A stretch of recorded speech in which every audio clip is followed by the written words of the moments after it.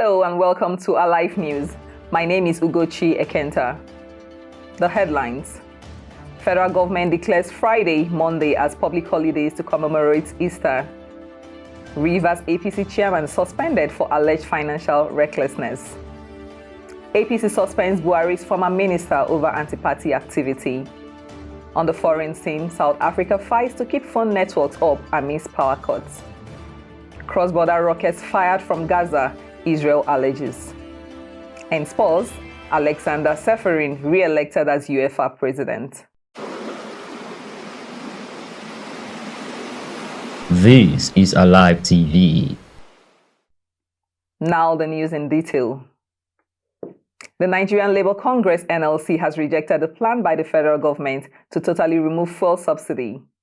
Alive News reported that the federal government had announced the plan to remove fuel subsidy in June 2023, with marketers and other petroleum stakeholders projecting that the development may push fuel prices to 750 naira per litre. Also, the All Progressive Congress Presidential Campaign Council said that the incoming Bola Tinubu administration will decide the date the fuel subsidy will be removed. But in a chat with the media on Tuesday, NLC General Secretary Emmanuel Ubaja warned that those pushing for subsidy removal in Nigeria are out to set the country on fire. He stated that organized labor would not accept the removal of fuel subsidy, stressing that nobody should drag Nigerian masses and workers into any increase in fuel price in the name of subsidy removal. He said it would be wrong for any government to talk about subsidy or no subsidy for a product that is naturally and thoroughly well endowed in the country.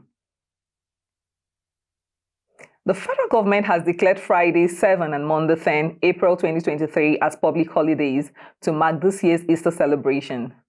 The Minister of Interior, Rauf Aregbesola, made a declaration in Abuja in a statement signed by the ministry's permanent secretary, Shuai Begore, earlier today. Aregbesola urged Christians to emulate the virtues of sacrifice, togetherness, forgiveness, kindness, love, peace, and patience, which were attributes and practices of Jesus Christ, as exemplified by his ministry on earth.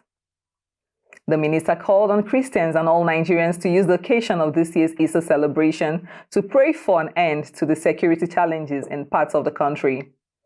Aregbesola assured that the federal government is doing all that is necessary to ensure a peaceful transition of government following the peaceful conduct of elections. While wishing Christians at home and in the diaspora a happy and peaceful Easter celebration, the minister also enjoined them to love their neighbors through acts of kindness and generosity of spirit, with the well-to-do sharing their substance with the less privileged around them. The chairman of the All Progressive Congress in Rivers State, Emeka Beke, has been suspended by the State Executive Council. Beke was suspended from the party over alleged anti-party activities and financial misappropriation. The secretary, in a press conference held today in Port Harcourt, the state capital, accused the state leader of the party and former Minister of Transportation, Rotimi Amechi, of mobilizing members of the APC in the state to vote for their presidential candidate of the People's Democratic Party (PDP), Atiku Abubakar, in the February 28 elections. The text was read at a press conference by Dr. Nginda Chikere. Chikere called on the national chairman of the APC, Abdullahi Adamu, to set up a panel to investigate the financial activities of the party in Rivers State. The All Progressives Congress APC in Abia State has reportedly suspended the immediate past Minister of Mines and Steel Development, Uche Oga, and 8 other members.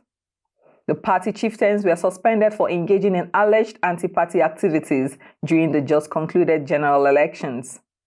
The suspension was announced in a letter dated March 28, 2023, addressed to the party's national chairman, Adamu Abdullahi, and was signed by the Abia State chairman and secretary of the party, Kingsley Ononobo and Chidi Avaja, respectively. Those suspended alongside Oga are a former deputy governor of the state, Chris Akomas, Nkechi Mogu, Sam Onuibu, and Sam Nkiri.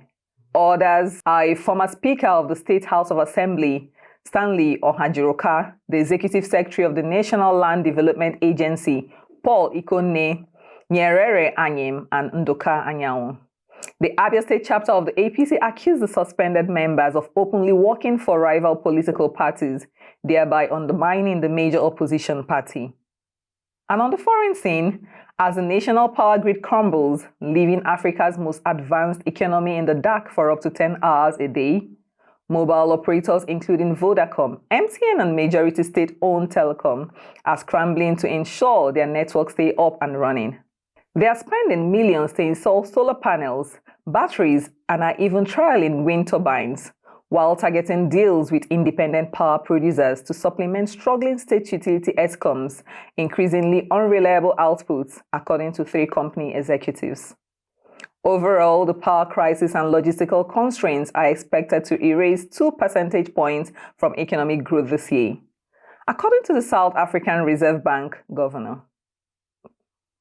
Israeli police entered Jerusalem's Al-Aqsa Mosque in force before dawn today and clashed with worshippers, drawing condemnation from Arab countries and a furious reaction in the occupied West Bank and cross-border strikes in Gaza.